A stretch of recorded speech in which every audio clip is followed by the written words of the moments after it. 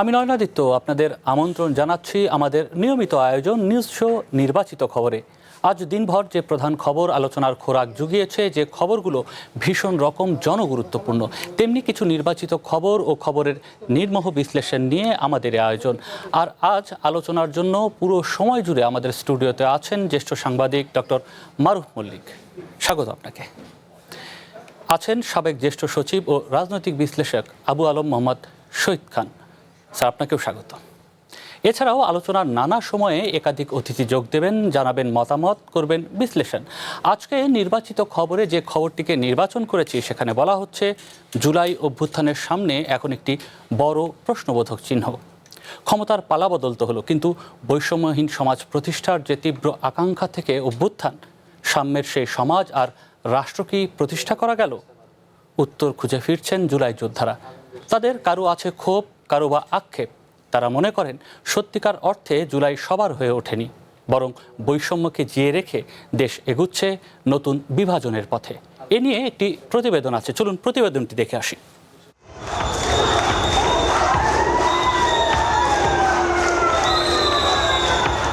বঞ্চনা আর বৈষম্য, চাপা ক্ষোভ থেকে স্ফুলিঙ্গ, তারপর একটা দাবানল। গল্পটা ২৪শে জুলাইয়ের, যে জুলাইয়ে অন্যায়ের বিরুদ্ধে এক কাতারে চলে আসে দেশের ছাত্র জনতা। বৈষম্যের প্রতিবাদে রাজপথে নামে কোটি মানুষ।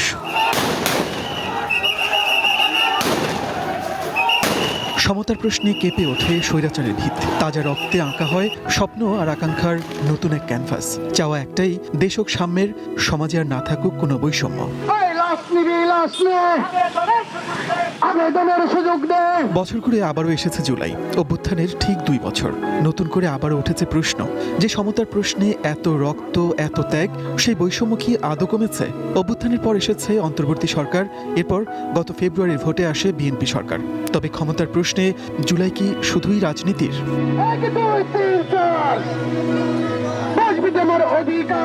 ঢাকা বিশ্ববিদ্যালয়ের কেন্দ্রীয় লাইব্রেরি চত্বর থেকে রাজু ভাস্কর্য, মেধার বিনিময়ে একটা চাকরির জন্য, সেখানে এখনো স্লোগান ওঠে।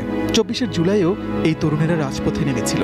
এখনো তাদের নামতে হচ্ছে সেই একই দাবি নিয়ে। জুলাইয়ের প্রাপ্তি অপ্রাপ্তির প্রশ্নে তাই শুধুই হতাশা। আশা নিয়েছিলাম হয়তো ৫ই আগস্টের পরে একটা যৌক্তিক পরিবর্তন হবে, কিন্তু কিছু দুষ্ট লোকের পরিবর্তন হয়েছে, তাদের ব্যক্তিগত, কিন্তু সমষ্টিগত যে পরিবর্তন সেটা আমরা পাইনি। যেই ক্ষমতায় বসে সেই আসলে বৈষম্য করে, কাউকে কোনো কিছু বলার নাই।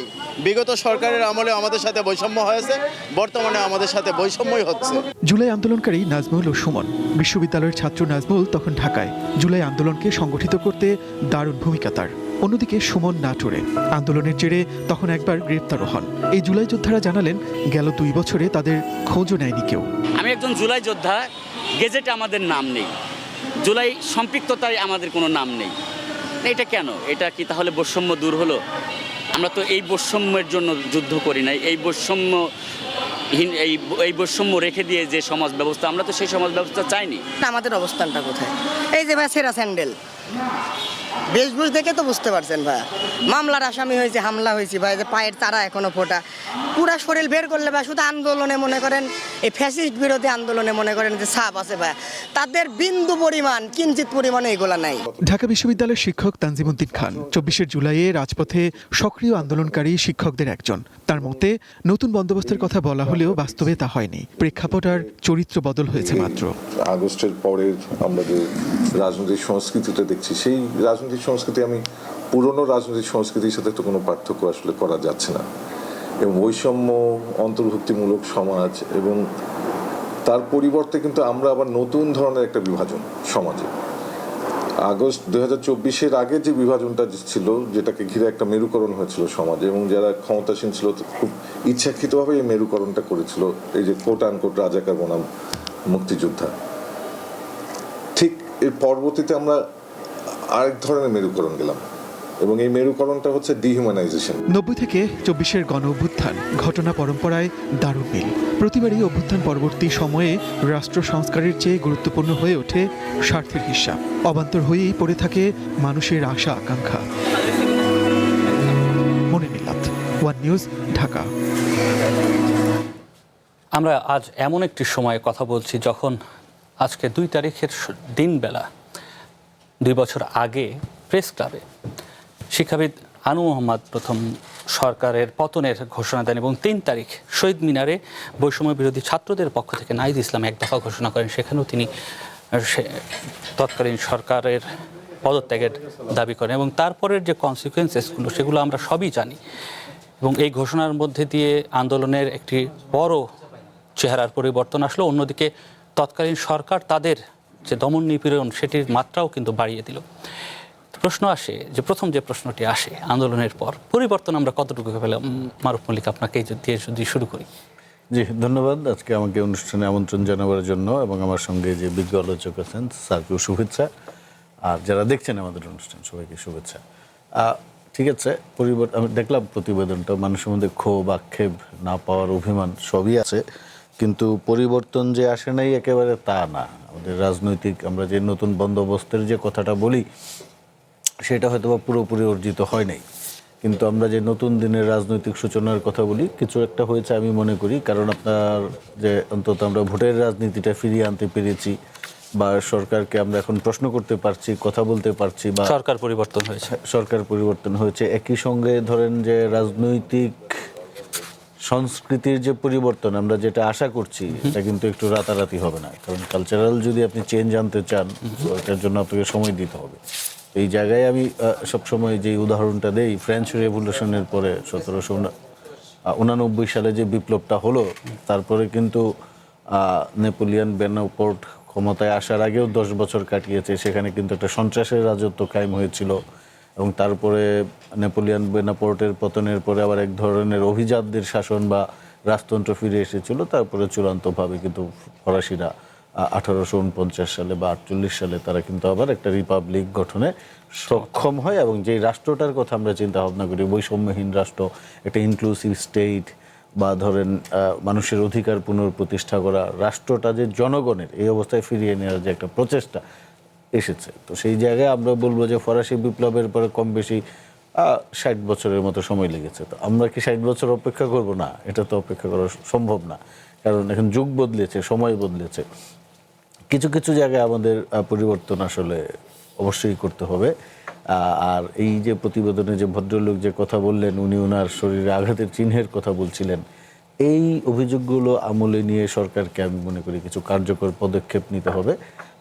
ধরেন এইখানে সবচেয়ে বড় একটা সমস্যা হচ্ছে বা সংকট হচ্ছে আমি মনে করি যে কর্মসংস্থান তৈরি করা। আমাদের বড় একটা অংশ, জুলাই বিপ্লবে যারা অংশগ্রহণ করেছিল অধিকাংশই ছিল শিক্ষার্থী এবং তারা কিন্তু কোটা বিরোধী জায়গা থেকে কিন্তু আন্দোলনটা শুরু। তো সেই জায়গায় আমি মনে করি যে সরকারের পরিকল্পনা আছে জব ক্রিয়েট করা, কিন্তু সেটা খুব একটু দ্রুত করা এবং তাদের জব ক্রিয়েশনের পরিকল্পনাগুলো কি, সেটা কতদিন সময় লাগতে পারে, এটা জনগণের সামনে পরিষ্কারভাবে তুলে ধরা উচিত বলে আমি মনে করি।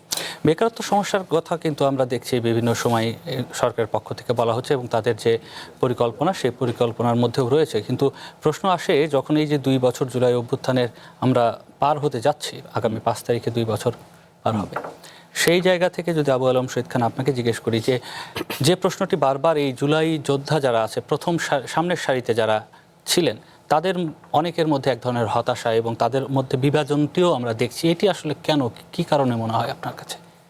দেখেন, এই অভ্যুত্থানের আগে বা অভ্যুত্থানের সময় আমরা যে প্রত্যাশার আগুন জ্বালিয়ে দিয়েছিলাম সেটা ছিল আকাশচুম্বী। অনেক প্রত্যাশা, বৈষম্যহীন বাংলাদেশ, গণতান্ত্রিক বাংলাদেশ, উদার বাংলাদেশ, ইনক্লুসিভ বাংলাদেশ, এইসব তো আমরা বলেছিলাম এবং এইসবের কারণে কিন্তু সাধারণ মানুষ এই অভ্যুত্থানে অংশগ্রহণ করে এবং সাধারণ মানুষের অংশগ্রহণের মধ্য দিয়ে শেষ পর্যন্ত শেখ হাসিনার সরকারের পতন হয় এবং নতুন সরকার গঠন করা হয় 9 আগস্টে ইউনূস সাহেবের নেতৃত্বে, যে উনি নোবেল লরেট ছিলেন। তো আমাদের যে প্রত্যাশাগুলো যেগুলো আমরা দেখলাম, প্রত্যাশাগুলোর ধারে কাছে তো আমরা যেতে পারিনি এখনো।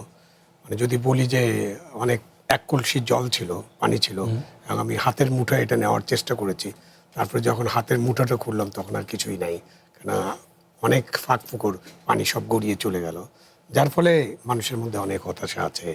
লক্ষ কোটি যে মানুষ আছে যারা নিপীড়নের শিকার, তাদের যে ভাগ্যের পরিবর্তন, বৈষম্যহীন বাংলাদেশ তো 71-এর মুক্তিযুদ্ধেরও একটা প্রধানতম কারণ, যে পাকিস্তান আমাদের সাথে বৈষম্য করছে, আমরা বৈষম্য চাই না।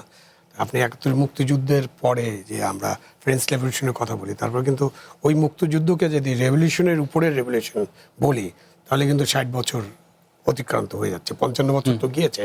বাট এই পরিবর্তনগুলো হয়নি। এখন রাজনৈতিক সংস্কৃতিতে যে পরিবর্তন সেটা হয়নি। আমরা বিভেদ দেখতে পাচ্ছি, ডান বাম মধ্য, যারা সবাই একত্রিত ছিলেন এই সময়টাতে, যে সময়ের কথা আমরা আলোচনা করছি, এখন কিন্তু তারা একসাথে নাই। তাদের মধ্যে অনেক ভেদাভেদ, তারা অনেক ধরনের কথা বলছেন, অনেক ধরনের কাণ্ড ঘটছে, অনেক ধরনের রাজনৈতিক সংঘাত আমরা দেখতে পাচ্ছি। এবং বিশ্বাস অবিশ্বাস, মেডিকুলাস ডিজাইন, বিশ্বাস ভঙ্গ, কে কোথায় কি রোল প্লে করেছেন।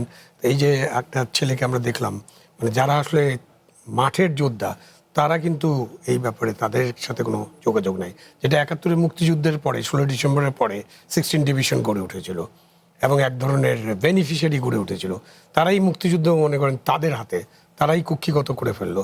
এইখানে জুলাইকেও কিছু মানুষ, কয়েকজন মুষ্টিমেয় মানুষ কক্ষিগত করেছেন, তাদের পরিবর্তন হয়েছে, কিন্তু আসলে যাদের পরিবর্তন হওয়ার কথা তাদের পরিবর্তন হয়নি। তো সেই কারণে কিন্তু একটা হতাশা সকলের মনে আছে। কিন্তু আসলে কি এই যে ব্যক্তি পরিবর্তনের প্রশ্নে একটি তো আছে, যেহেতু আন্দোলনটি শুরু হয়েছিল কোটা সংস্কার ব্যবস্থা বাতিলের, কোটা সংস্কারের কিংবা পরবর্তীতে বাতিলের দাবিতেই আসলে আন্দোলনটি শুরু হলো। সেটি তো ব্যক্তিগত চাওয়া ছিল, কিন্তু স্বাভাবিকভাবেই যখন এই ছাত্রদের আন্দোলন গণমানুষের আন্দোলনে রূপ নিল, মানে সর্বস্তরের মানুষ যখন এখানে নেমে আসলো, তখন কিন্তু ব্যক্তি স্বার্থটি আসলে আর ওভাবে থাকেনি। কিন্তু এখন যখন এই ব্যক্তি স্বার্থ নিয়ে কথাবার্তা হয়, আমরা দেখি যে বড় দুই দলের কথা যদি আমরা বলি, এই মুহূর্তে বিএনপি এবং জামায়াত, তারা সংসদেও যেভাবে কথা বলছে, একই সঙ্গে বাইরেও একইভাবে কথা বলছে। তবে একটি জায়গাতে আমরা বিভিন্ন সময় তাদের এক সহানুভূতির জায়গা আমরা দেখি, যেটি হচ্ছে জুলাই প্রসঙ্গটি যখন আসে, ছাত্রদের অবদানের প্রসঙ্গটি যখন আসে, তখন তারা এই একটি জায়গাতে একমত হয়। কিন্তু এর বাইরে আর কোথাও গিয়ে তাদের যে এই যে বিভাজন, এই বিভাজনের রাজনীতি আসলে বন্ধ হওয়ার কি আসলে কোনো ধরনের জায়গা দেখে না? ভাই, আপনি না, বিভাজনের রাজনীতি যেটা আপনি বলছেন আমি ওইভাবে বড় করে দেখি না। কারণ ধরেন পলিটিক্যাল প্রসেসে যদি আপনি যান, তাহলে ঠিক আছে, ভবিষ্যৎ হোক নিরাপদ, বিনিয়োগ হোক বিশ্বস্ত, আর আমার পছন্দ সল্ট বে। ওয়েলকাম টু সল্ট বে। আমরা কিন্তু জুলাইয়ে সবাই ঐক্যবদ্ধ ছিলাম, বা ধরেন 1971 সালে বাংলাদেশের সবাই ঐক্যবদ্ধ ছিল, গুটি কতক মানুষ ছাড়া। তো কিন্তু পরে যখন আপনার বিপ্লবটা সংগঠিত হয়ে যায়, তখন ক্ষমতার প্রশ্নেও কিন্তু কিছু পাওয়ার স্ট্রাগল থাকে, এবং সবাই চায়, পলিটিক্যাল ইনভলভমেন্ট যাদের থাকে তারা তো চাইবে ক্ষমতার কাছাকাছি যেতে বা ক্ষমতাসীন হতে। তো সেই জায়গায় এক ধরনের রাজনৈতিক প্রতিযোগিতা থাকবে। তো সেই প্রতিযোগিতার জায়গাটাকে যদি বিভাজন বলে ধরা হয়, তাহলে তো আসলে এই প্রতিযোগিতাতে কি আসলে প্রতিযোগিতা? কারণ আমরা তো একটার পর এক নানা ধরনের বক্তব্য পাচ্ছি, শুধু বক্তব্যই পাচ্ছি তাই কি? আমরা তো দেখলাম যে এনসিপির যে কর্মসূচি, সেই কর্মসূচিতে পাটোয়ারিকে সহ অন্যান্য যারা আছেন, সার্জিস আলম সহ হামলা হলো।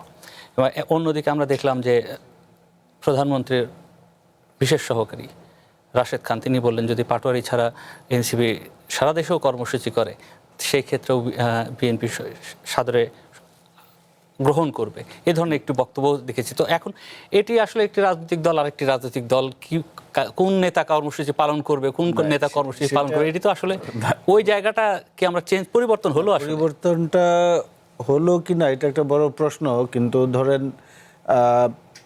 রাশেদ খান যে বক্তব্য দিয়েছেন বা পাটোয়ারি যে ধরনের কথাবার্তা বলছেন, যে রাজনৈতিক প্রতিযোগিতায় যদি বিষয়টা সীমাবদ্ধ থাকতো, তাহলে কিন্তু এই যে আলাপের সূচনা হতো না।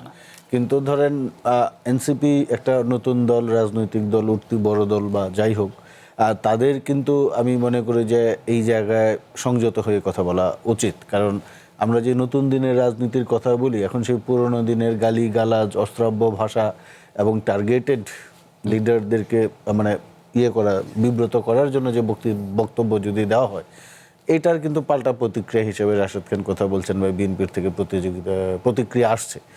কোনো ধরনের প্রতিক্রিয়াই কাম্য না। এই মারামারি হানাহানি, এটা তো আমরা আসলে মেনে নেওয়া কঠিন। কিন্তু পাশাপাশি আমাদের এটাও মাথায় রাখতে হবে যে মারামারি হানাহানি যেন না হয়, সেজন্য আগে থেকেই সতর্ক থাকা এবং আমাদেরকে এক ধরনের শালীন রাজনৈতিক চর্চার মধ্যে রাজনীতিটাকে রেখে দেয়া। এর বাইরে গেলেই তো এই ধরনের সংকট তৈরি হচ্ছে। তো সেই জায়গা থেকে আমি বলবো এটা বিভাজন না, ঠিক এটা বিপ্লবের যেটা জুলাইয়ের ইস্যুতে কিন্তু তারা আবার সবাই একমত।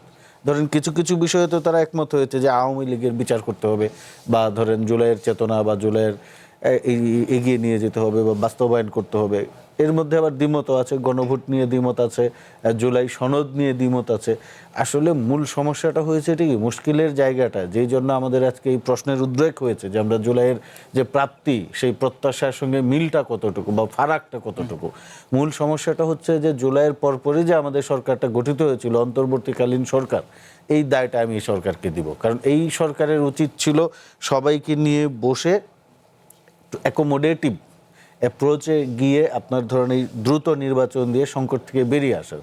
কিন্তু সরকার ধরেন একটা জুলাই সনদ দিয়েছে, এইখানে কিন্তু সব দলকে ঐক্যমত একটা বলে ঐক্যমত কমিশন বলে, কিন্তু একমতে উপনীত করতে পারে নাই। কারণ যেই বিষয়গুলিতে বিএনপি নোট অফ ডিসেন্ট দিল বা যেখানে বিএনপি বলে আসলো, দেখা গেলো যে সরকার জুলাই সনদটা পাশ করে দিল ওইগুলাকে বাদ দিয়ে। তো বিএনপি তো রাজনীতিতে বড় একটা স্টেক, বা পাশাপাশি ওইখানে জামাত ছিল, এনসিপি ছিল, তাদেরকে নিয়ে অন্যান্য দলও ছিল, ছোটোখাটো বড় যাই হোক, এখানে বড় ছোটোর বিবেচনা মানে জুলাইয়ের পক্ষে যারা ছিল সবাইকে নিয়েই তো বসেছিল।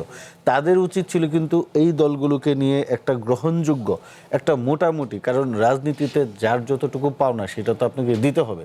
আপনি যদি একটা বড় দলকে বঞ্চিত করেন, ছোট দলকে বঞ্চিত করেন, সবাই বঞ্চিত বোধ করবে, তখন কিন্তু আপনি এই ধরনের এই যে একটা সহ অবস্থান বজায় রাখা বা পারস্পরিক সৌহার্দ্যপূর্ণ অবস্থা বজায় রাখা কঠিন হয়।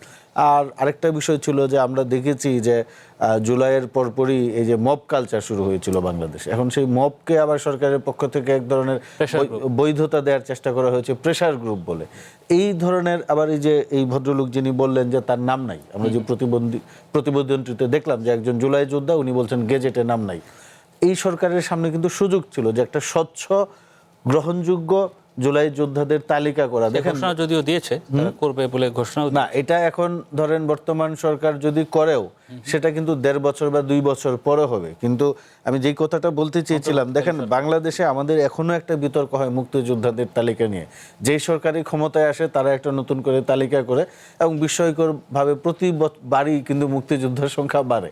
এই সংখ্যা বাড়াতে গিয়ে কিন্তু আমরা এমনই দেখেছি যে 1971 সালে যার বয়স 6 বা 7 বছর ছিল, ওনারা জন্ম হয়নি, তালিকায় চলে এসেছে। স্যারও দেখবেন যে জানেন যে আমরা দেখেছি যে ওই সময় একজন সচিব ছিলেন, স্বাস্থ্য সচিব, উনি ভুয়া মুক্তিযোদ্ধার সার্টিফিকেট দিয়ে চাকরিতে সুবিধা নিয়েছেন, প্রমোশন নিয়েছেন। তো এই অভিজ্ঞতার আলোকে আমাদের কি উচিত ছিল না জুলাইয়ের পরপরই জুলাই যোদ্ধাদের অন্তত একটা পরিষ্কার গ্রহণযোগ্য স্বচ্ছ তালিকা তৈরি করে ফেলা? কারণ আপনি ইমিডিয়েট যদি তৈরি করেন ওটা নিয়ে বিতর্ক হবে কম, কিন্তু কার্যত সেটা হয় নাই। অন্তর্বর্তীকালীন সরকার প্রসঙ্গ যেহেতু আনলেনি, আমরা অন্তর্বর্তীকালীন সরকারের সময় আমরা যেটি দেখলাম যে এক ধরনের অসহিষ্ণুতা, নিরাপত্তাহীনতা কিংবা মানুষের মধ্যে এক ধরনের উগ্রতাও আমরা দেখেছি, যদি ভুল না হয়। কারণ আমরা বিভিন্ন জায়গায় মন্দিরে হামলা দেখেছি, বিভিন্ন আখড়ায় হামলা দেখেছি, বাউলদের ওপরে হামলার চেহারা দেখেছি, কিংবা মব যেটি বলছিলেন ভাই, মব যেটিকে প্রেসার গ্রুপ হিসেবে পরে চিহ্নিত করার চেষ্টা করা হয়েছে, সেটিও দেখেছি। সেই জায়গাটা কি আসলে এখন এসে কোনো পরিবর্তন দেখেন? সেই জায়গাটা কি কিছুটা হলেও কমেছে? না, অন্তর্বর্তীকালীন সরকারের সময় যে হারে মব হয়েছে সারা দেশব্যাপী, সেরকম মব তো এখন দেখি না। মানে এখন আপনি সংঘাতের কথা বলতে পারেন, সংঘাত হচ্ছে, 2-1 জায়গায় মব হচ্ছে না এরকম বলা যাবে না, বাট এটা খুবই সীমিত পর্যায়ে। অন্তর্বর্তীকালীন সরকার তো মবের মূল লুক কায়েম করেছিল দেশে, এ ব্যাপারে কোনো সন্দেহ নাই। এবং মবের সম্রাট হচ্ছে ডক্টর মোহাম্মদ ইউনূস, যদি উনি নোবেল লরেট, কেন তার নেতৃত্বে সব মব হয়েছে। কারণ প্রত্যক্ষ করেছি, আমি টক শোতে বসে আছি, হঠাৎ করে একটা মেসেজ আসলো, তিনি ব্যস্ত হয়ে গেলেন। আমি জিজ্ঞেস করলাম কী হলো ভাই, তোমার হঠাৎ এত তাড়াহুড়া কেন? না, এখনই যেতে হবে ওখানে, আপনি ইউনূস সাহেব থাকতেন যে জায়গাটায়, কি নাম, যমুনা, যমুনায় যেতে হবে। এই রাত 11:30টার সময় তোমার যমুনা যাওয়ার দরকার কি? না, এখন যে একটা আন্দোলন শুরু করতে হবে। কিসের আন্দোলন? আওয়ামী লীগ নিষিদ্ধ করার আন্দোলন শুরু করতে হবে। এখন ধরেন যে তার মানে কি, তার মানে আপনি ইনভাইট করছেন। এবং উনি তো বললেন যে শফিক সাহেব, যাকে ডাস্টবিন বলে অনেকে, কী কারণে বলে আমি জানি না, বাট বলে অনেকে, শফিক সাহেব কোথায় গেলেন? উনি এটাকে প্রেশার গ্রুপ বললেন এবং এইসব মবকে জাস্টিফাই করলেন। এবং আপনি যে আইন শৃঙ্খলা পরিস্থিতির কথা বলছেন, কবর থেকে মানুষকে উঠিয়ে জ্বালিয়ে দেওয়া হলো, হামলা করা হলো, মাজারে হামলা করা হলো, একজন সংখ্যালঘু মানুষকে বের করে এনে গার্মেন্টস থেকে বের করে এনে রাস্তায় পুড়িয়ে দেওয়া হলো। তো আপনি এইসব ঘটতেছে, আপনি একটা দায়িত্ব নিলেন সরকারের, এবং দেশের সেনাবাহিনী প্রধানও দায়িত্ব নিলেন একই সময়, কাছাকাছি সময়, এবং তারপরে একটা সরকার গঠিত হলো দেশের। আপনার দায়িত্বটা কি? আপনার দায়িত্ব এটা যে আপনি দায়িত্ব নিচ্ছেন, আপনার দেশে আইন শৃঙ্খলা পরিস্থিতি প্রথমে নিয়ন্ত্রণ করবেন, তারপরে একটা নির্বাচন হবে, সেই নির্বাচনের মধ্য দিয়ে যারা জনগণ যাদেরকে পছন্দ করবে তারা সরকার গঠন করবে। ওনাদের ওদিকে কোনো খেয়াল নাই, সারা দেশে একটা মবের মূল্য। এই যে আপনি বলছেন অসহিষ্ণুতা, হ্যাঁ, দুই একটা ক্ষেত্রে কিছু কিছু ঘটনা ঘটেছে, সেটাকে আপনি বলতে পারেন যে সেগুলো তাদের নিয়ন্ত্রণে ছিল না, আনসারদের পক্ষ থেকে একটা ইয়ে ছিল, তাদের নিয়ন্ত্রণে ছিল না। কিন্তু যখন কিছু সংখ্যক ছাত্র সচিবালয়ে গেট দিয়ে ঢুকে গেল, আপনি তাদেরকে বাধা দিলেন না, আপনি ওই পরীক্ষাটাই বাতিল করে দিলেন অকারণে। দেশের লক্ষ লক্ষ ছাত্রছাত্রী কিন্তু এটা চায়নি। তো আপনি এইভাবে এস্টাবলিশ করলেন যে কিছু করে কোথাও যদি হামলা করা হয়, কোথাও যদি চাপ সৃষ্টি করা হয়, তাহলে সেটা হবে। এবং উনি কিন্তু এগুলোকে আহ্বান করতেন, এবং আমি একদম আমার কাছে প্রমাণক হিসাবে একটা প্রমাণ দিলাম, দেয়ার আর মেনি প্রুফস যেগুলোকে আহ্বান করা হয়। কারণ তাদেরকে আপনি দেখবেন যে তাদেরকে পানি দেওয়া হয়, তাদের মাথায় বৃষ্টি বর্ষণ করা হয়, মানে পানি গরমের দিন, তারপর তাদের খাওয়া দাওয়ার ব্যবস্থা করা হয়। অন্যদিকে জগন্নাথ বিশ্ববিদ্যালয়ের ছেলেরা যখন আন্দোলন করতে এসেছিল, শিক্ষকরা, তাদেরকে কি পরিমাণ পিটুনি দেওয়া হয়েছে। প্রাথমিক শিক্ষকরা তাদের ন্যায্য দাবিতে যখন আসছে, তাদেরকে পিটিয়ে ছাড়খাড় করে দেওয়া হয়েছে। সুতরাং পুরা পিরিয়ডে, ইনুস সাহেবের পুরো পিরিয়ডে যা যা করছেন সব মবের মূল্যকের জন্য করছেন। আপনাকে একটা ছোট্ট উদাহরণ দিয়ে আমার কথাটা শেষ করি। এই যে আজকে গ্যাসের সংকট, কেন? কারণ আমরা আগে সরকারের অনেক দোষ দিতে পারি, তারা গ্যাস কূপ খনন করে নেয়, তারা ব্লক বিতরণ করে নেই।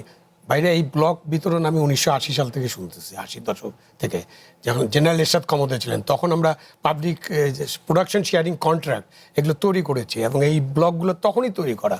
এবং এইসব ব্লকের ব্যাপারে বাংলাদেশের রাজনীতিবিদরা এতটুকু সাহসী না যে তারা এইসব কন্ট্রাক্টগুলো করে ফেলবেন, কারণ মাথার মধ্যে ভয়, কবে পাওয়ার চলে যায়, তারপরে দুর্নীতির মামলায় নাইকো হয়েছে না মামলা, এরকম অনেক মামলার কারণে তারা ভয় পান।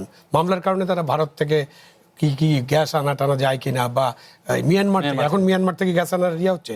এই প্রপোজাল তো ভাই 2005 সালে, ওই যে আমাদের মনে আছে না, আমরা একটা আন্ডার সি যে কানেকশন, ইন্টারনেট কানেকশন 1995 সালে, আমরা এটা নিলামই না, কি ওইটা দিলে নাকি আমাদের স্বাধীনতা নষ্ট হয়ে যাবে। সো ইউনুস সাহেবের উদাহরণ ছিলাম যে ইউনুস গভর্নমেন্ট কি করলো, একটা FSRU, যেটা থেকে আমাদের যে এলপিজি LNG আসে, সেটাকে গ্যাসিফাই করে পাইপলাইনে সরবরাহ করতে হয়। 2টা FSRU ছিল। এবং তখন ওই ফ্যাসিস্ট সরকার, তাদেরকে যে নামেই আপনি ডাকেন, কর্তৃত্ববাদী সরকার, তারা কিন্তু আরও 2টা FSRU প্রয়োজন বোধ করছে, কারণ যে কোনো সময় স্ট্যান্ড বাই লাগবে এবং গ্যাসের চাহিদা বাড়ছে। সুতরাং আপনি FSRU থাকলেই না LNG এনে আপনি গ্যাস সাপ্লাই করতে পারবেন। ইউনুস গভর্নমেন্ট এসে ঠাস করে ওটা বন্ধ করে দিল। আচ্ছা ঠিক আছে, আপনি বাতিল করে দিলেন, খুব ভালো কথা, আপনার মন খারাপ হয়েছে, বা আপনি দেখছেন এখানে কোনো ঝামেলা আছে, বাতিল করছেন, আপনি এটা আনার ব্যবস্থা করবেন না? তারা 18 মাস ক্ষমতা ছিল, কোনো টেন্ডারও করেনি। এখন এই গভর্নমেন্ট একটা FSRUর জন্য অর্ডার করছে, এটা কিন্তু আনসলিসিটেড অফার। ভবিষ্যতে কোনো গভর্নমেন্ট আসলে বলবে যে কি রে ভাই, আপনারা তো এটা ঠিক মতো টেন্ডার করেন নাই, তার মধ্যে আপনি দুর্নীতি করছেন, তাই না? তো এই যে নানান জায়গায় আমি আপনাকে প্রত্যেকটা সেক্টরের উদাহরণ দিতে পারবো। হেলথ সেক্টরে কি, তার মানে কি আমরা প্রত্যেকটা সেক্টরে 18 মাসের যে 18 মাসের সেটি শান্ত হচ্ছে। অপশাসনের জন্য এখন বিএনপি গভর্নমেন্টকে নানান ঝামেলা ফেস করতে হচ্ছে। গ্যাস সংকট সরাসরি হেলথের আপনি সরাসরি ইউনিসের দায়িত্ব। জি দর্শক, সময় হলো ছোট্ট একটি বিরতির, ফিরছি ছোট্ট একটি বিরতির পর।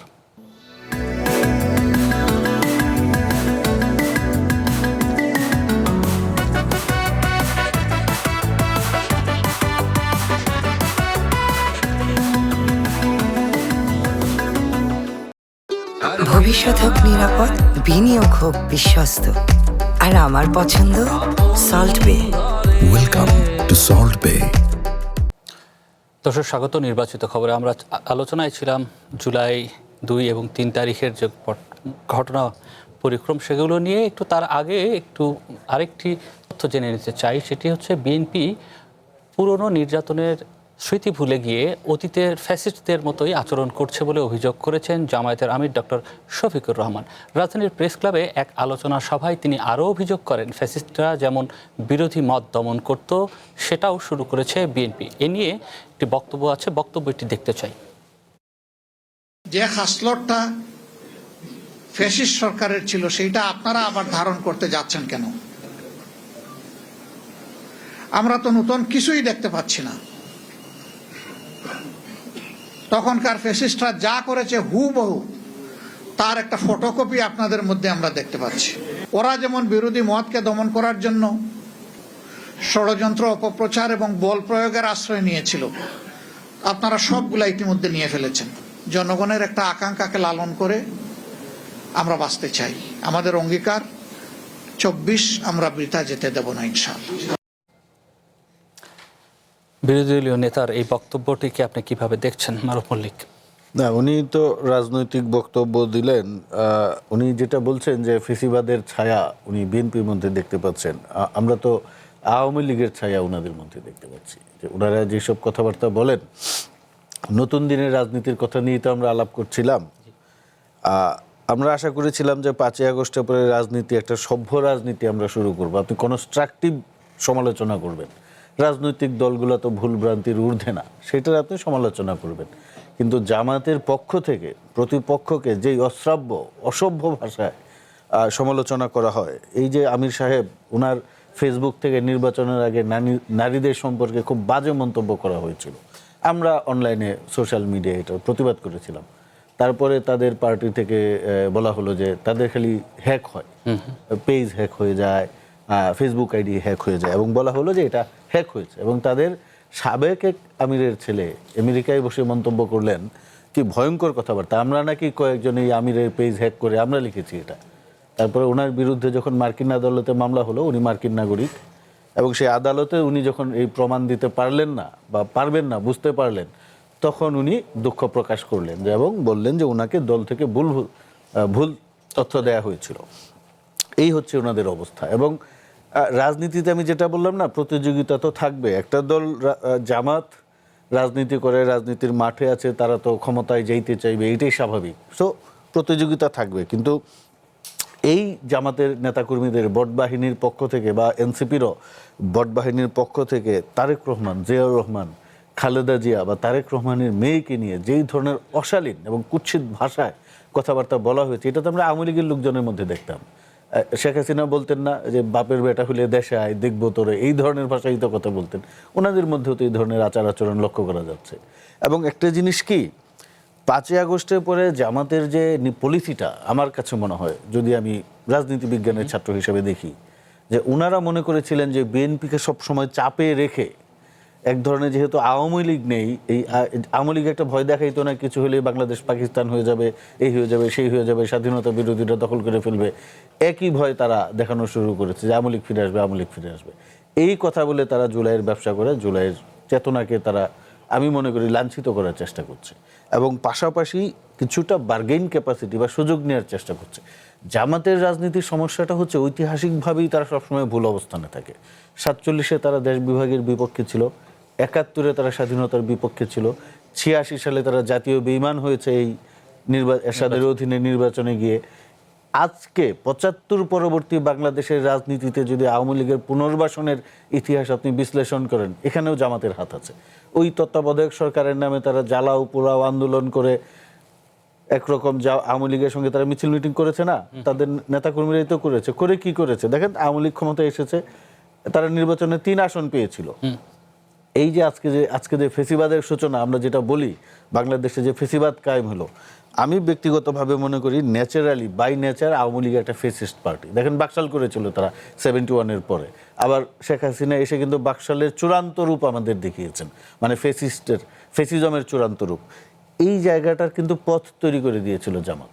তো জামাত আসলে রাজনীতির ইতিহাসে তারা সঠিক সময়ে সঠিক অবস্থানে থাকতে পারে না।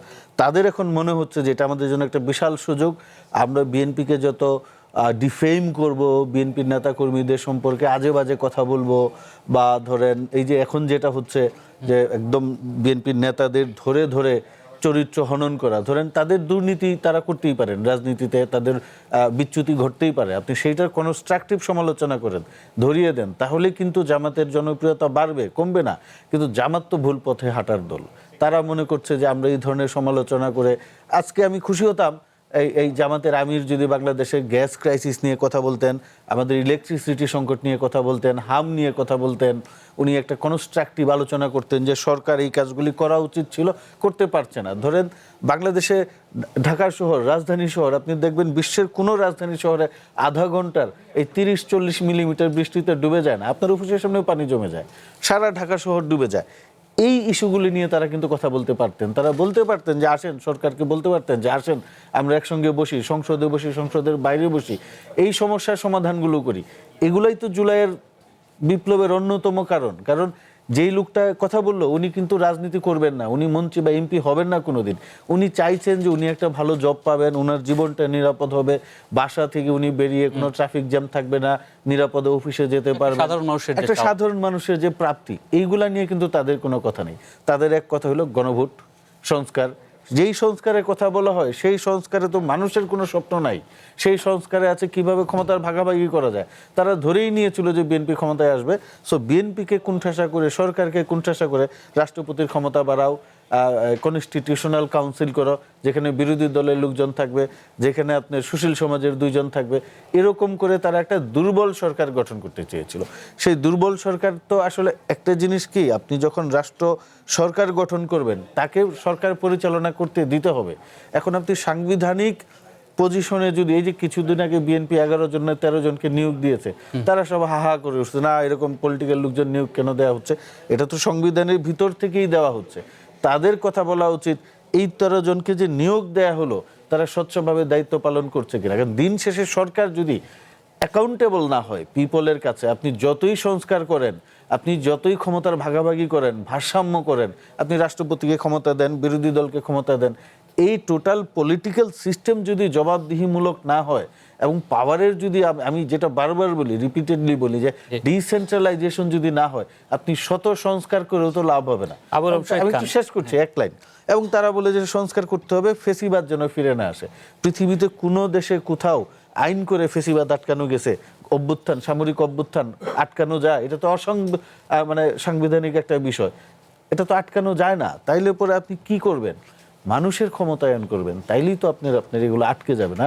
পশ্চিমা গণতন্ত্রের মডেল দেখেন, সেখানে তো আপনি সিটিজেনের অনুমতি ছাড়া একটা গাছও করতে পারবেন না, সরকার চাইলে পারে না।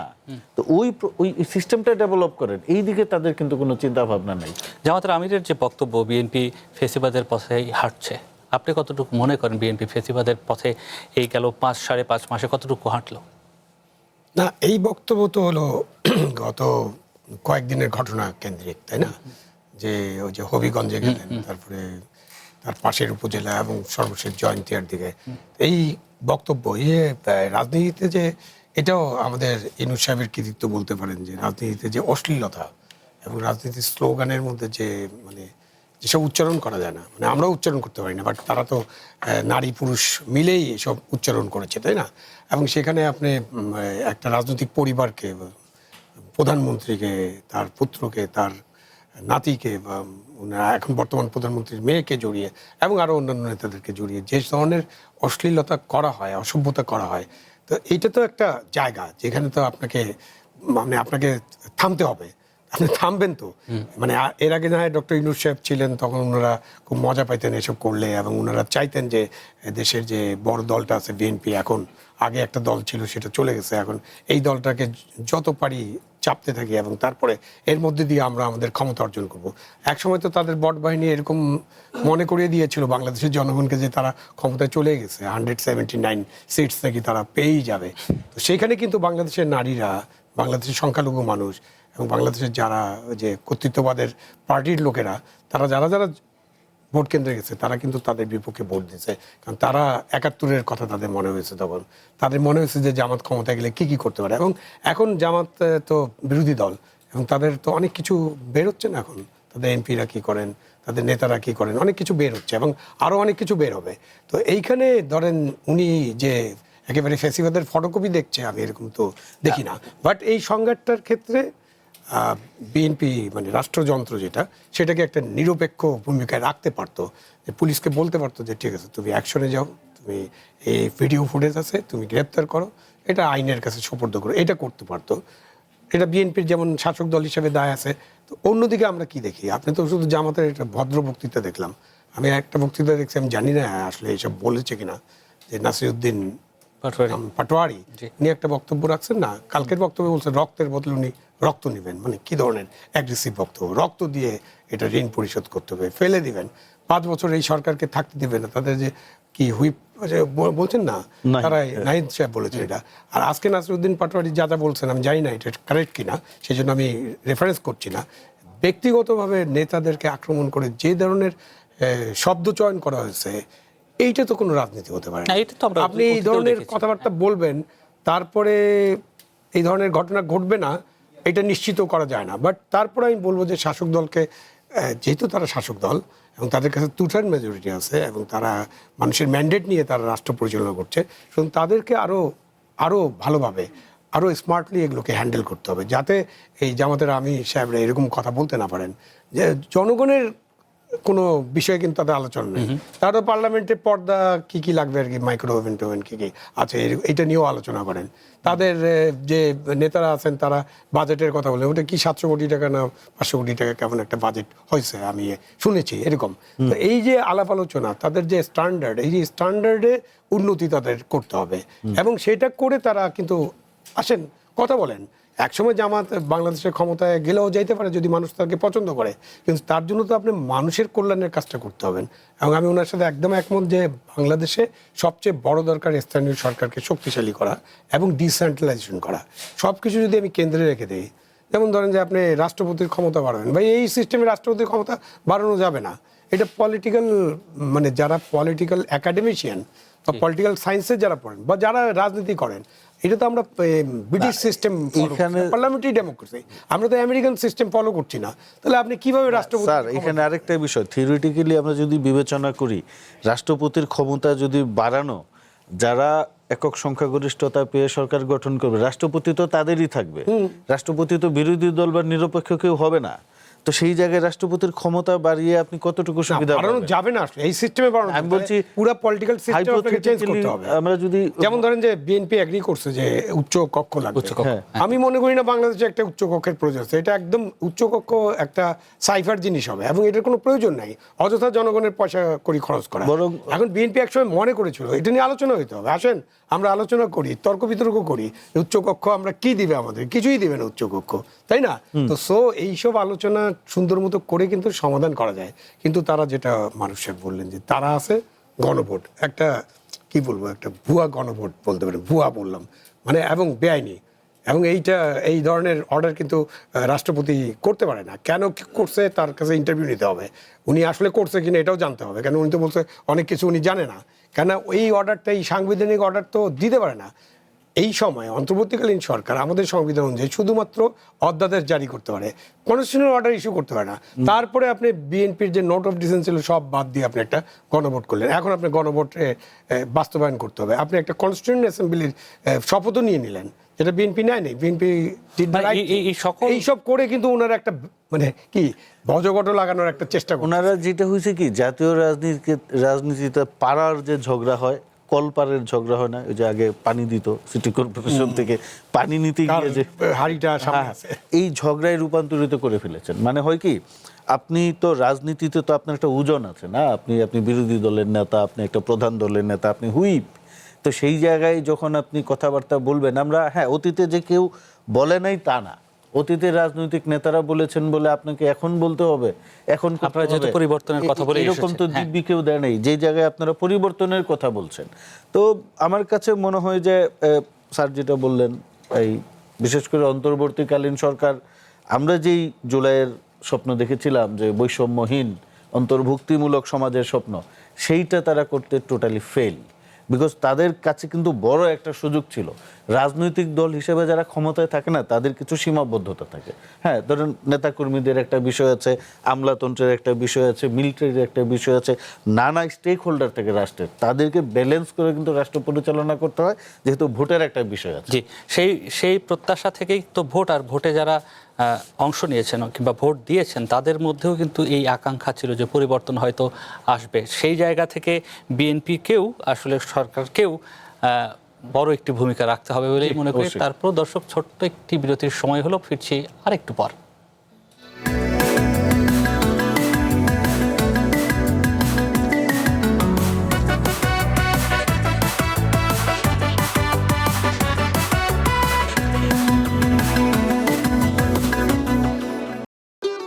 ভবিষ্যৎ হোক নিরাপদ, বিনিয়োগ হোক বিশ্বস্ত, আর আমার পছন্দ সল্ট বে।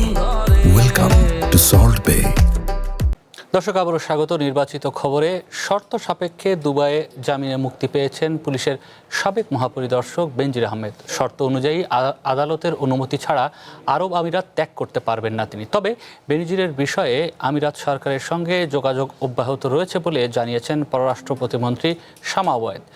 এদিকে স্বরাষ্ট্রমন্ত্রী সালাউদ্দিন আহমেদ বলেছেন তার জামিন বাতিলে ল ফার্ম নিয়োগ দেবে সরকার।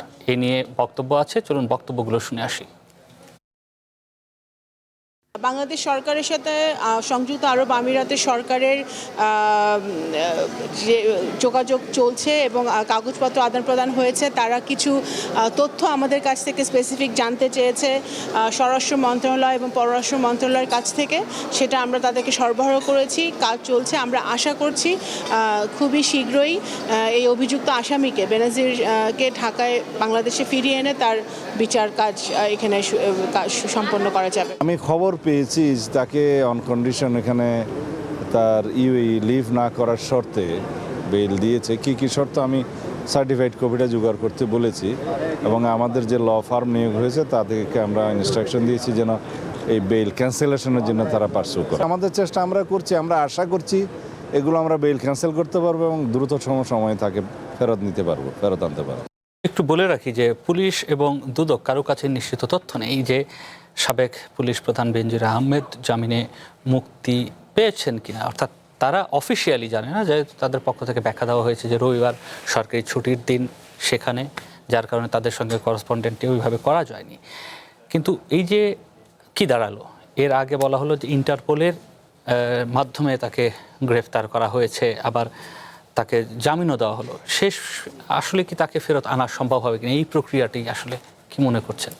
এটা ধরেন বাংলাদেশের সঙ্গে ইউএই এর একটা দ্বিপাক্ষিক চুক্তি আছে কিনা আমি জানি না। বন্দি বিনিময়ের যদি চুক্তি থেকে থাকে তাহলে বাংলাদেশ সরকার আনতে পারবে, এবং বাংলাদেশ সরকার যদি আসলেই চেষ্টা করে থাকে, যে আমি যতটুকু বুঝলাম পররাষ্ট্র প্রতিমন্ত্রী বা স্বরাষ্ট্রমন্ত্রীর কথা শুনে তারা চেষ্টা করছেন ফিরিয়ে আনার জন্য, পরিষ্কারভাবেই তো বললেন। আমার কাছে তো অসম্ভব কিছু মনে হয় না। এবং ডিপ্লোমেসিতে বাংলাদেশ এই মুহূর্তে যেই জায়গায় আছে, গ্লোবাল পলিটিক্সের সঙ্গে যেভাবে বাংলাদেশ কানেক্টেড, কারণ এখানে কি একটা বিষয় আপনি ডিপ্লোমেসিতে ধরেন বাংলাদেশ যে সরাসরি আমিরাতের সঙ্গে যোগাযোগ করে বেনজিরকে নিয়ে আসতে পারবে এরকমও না, আনতে পারবে না এরকমও না। সেই জায়গায় আমিরাতের যেগুলো এলাই কান্ট্রি আছে, সেটা অন্য অনেক বড় দেশ হতে পারে, ছোট দেশ হতে পারে, তাদের সঙ্গে যোগাযোগ করা, নেগোশিয়েট করা, ইউএইকে মানে একটা পর্যায়ে আনা, তারা যেন মানে যে ঠিক আছে এই লোকটাকে আমরা বাংলাদেশে। এখন ল ফার্ম নিয়োগের কথা কিংবা ল ফার্মকে বলার কথা যে জামিন যেন বাতিল করা হয়, এই জন্য নির্দেশনা দেওয়া হবে কিংবা তাদেরকে বলা হবে।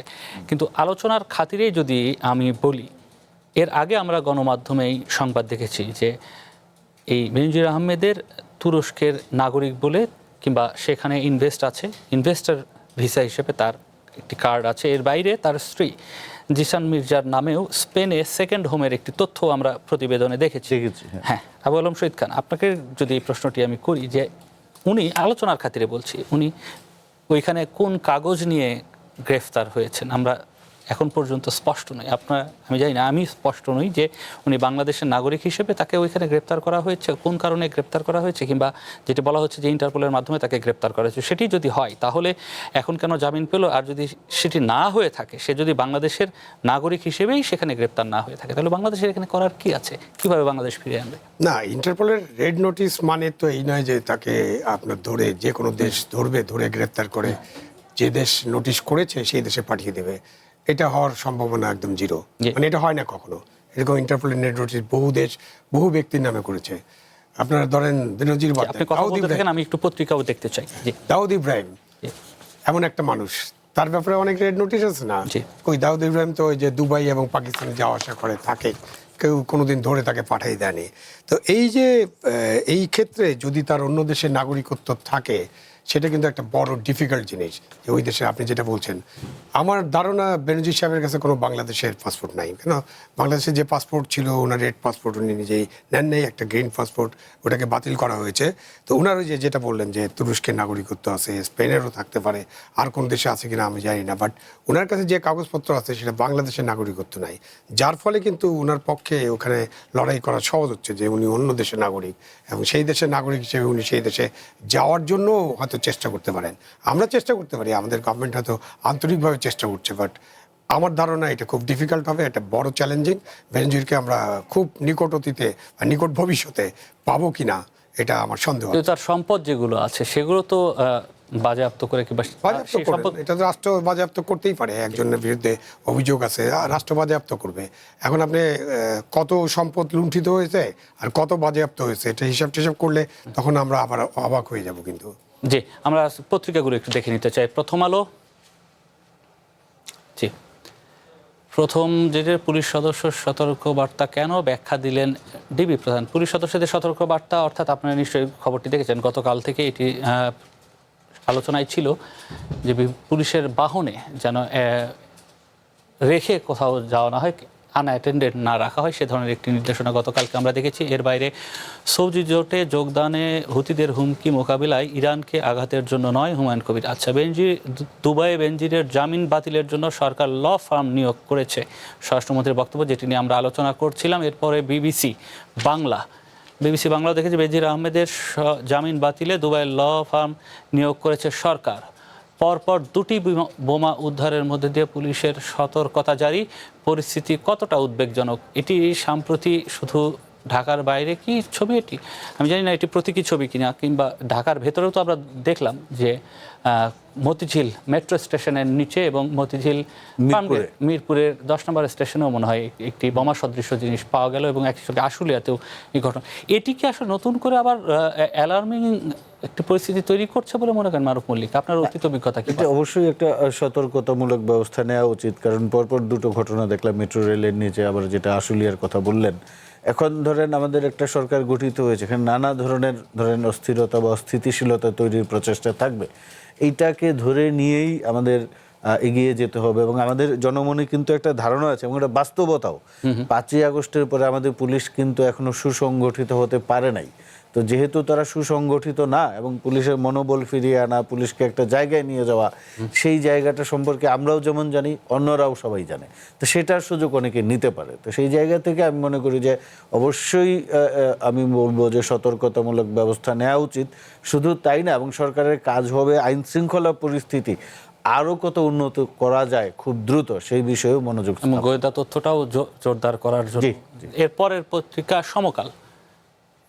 সমকাল বলছে রেমিটেন্স বাড়লেও দর হারাচ্ছে টাকা, যেটি বলা হচ্ছে ডলারের পরিমাণ বেড়েছে কিন্তু দর হারাচ্ছে। এর বাইরে দাবানল নিয়ন্ত্রণে গ্রিসের 2 হেলিকপ্টারের সংঘর্ষ, দেশের 10,000-এর বেশি ল্যাব, আন্তর্জাতিক স্বীকৃতি মাত্র কয়েকটি।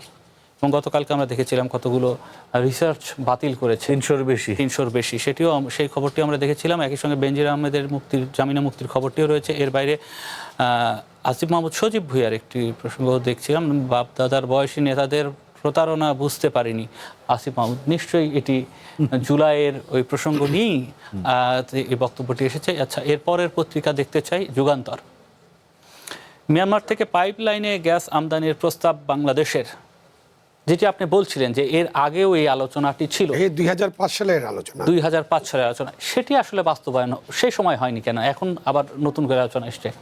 আসলে আমাদের দেশে যে সরকার, যারাই সরকারে থাকেন, ভারতের সাথে বাংলাদেশের সম্পর্ক এটা খুবই একটা সেন্সিটিভ সম্পর্ক বলে ধরে নেওয়া হয়, এবং আসলে এটা খুবই সেন্সিটিভ। তো সরকারের জন্য ভারতের সাথে ভালো সম্পর্ক এগিয়ে যে করা, এটা তারা অনেক সময় করতে চান না। তো সেই সময় 2005 সালে যখন এই আলোচনা হচ্ছিল, মানে আলোচনা চূড়ান্ত হয়নি, একটা এমইউ সাইন করার কথা হয়েছিল, তখন ভারতীয় ব্যুরোক্রেসির পক্ষ থেকে খালেদা জিয়াকে যাতে ক্রেডিট না পান সেই জন্য এটা ওদের পররাষ্ট্রমন্ত্রী বইয়ে লেখা আছে। মানে একই সংখ্যা এখনো আছে না, এখন সেই সংখ্যাটা নাও থাকতে পারে। তো ওইটা তো দূর হয়ে গেছে, কারণ হলো যে এখন তো ওই গ্যাস তো চীন নিয়ে যাচ্ছে। এখন যদি আমরা পাইপলাইন করি বাংলাদেশে আনতে চাই, ঠিক আছে। এরপরের পত্রিকা দেখতে চাই মানব জমিন। প্রধানমন্ত্রীর ভারত সফরের সম্ভাবনা কম, এটিও একটি গুরুত্বপূর্ণ খবর আলোচনার আসলে সুযোগ ছিল, তবে সময় আসলে একেবারে কম। ধন্যবাদ জানাতে হচ্ছে, ধন্যবাদ মারুফ মল্লিক আপনাকে, ধন্যবাদ আবু আলম মোহাম্মদ শহীদ খান আপনাকেও, ধন্যবাদ দর্শক আপনাদেরকেও দীর্ঘক্ষণ আমাদের সাথে থাকবার জন্য। নিশ্চয়ই আগামীকাল একই সময়ে আবারও দেখা হবে, ততক্ষণ আমাদের সাথেই থাকবেন। শুভরাত্রি।